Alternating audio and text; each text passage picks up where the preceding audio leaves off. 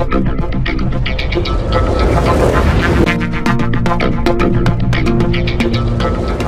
Jeff Dayton. I'm an environmental scientist with OSPR here in Eureka.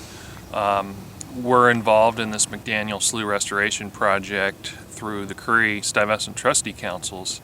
Those were resulted from two separate marine accidents that occurred either in or around Humboldt Bay. They released several thousand gallons of IFO 180, that's the fuel for those ships. We contributed several $100,000 towards this restoration effort. It included both labor, materials. I believe we funded a tide gate itself. OSPR actually had this Environmental Enhancement Fund program, and so we applied, and we're really fortunate that we were able to get funded, and we got $250,000 from that fund as well. It's probably over $900,000 that was dedicated to the project. It's a little over $4 million project in total. So that was a big, significant chunk that really allowed us to make this project happen.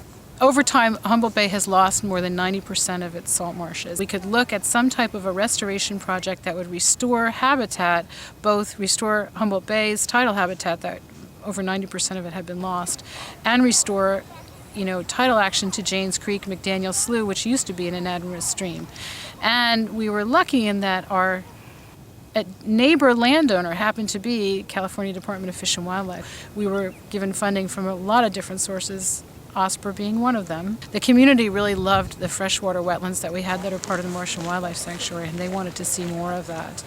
And so in really trying to respond to community concern, we looked at, well, what can we do here? And what was unique about this area is that we didn't have a levee right next to the bay. So here was an opportunity where we could open up tidal action and restore, hundreds of acres. We are really hoping that we will have coho and other salmonids coming back up Janes Creek, which historically they utilized this creek.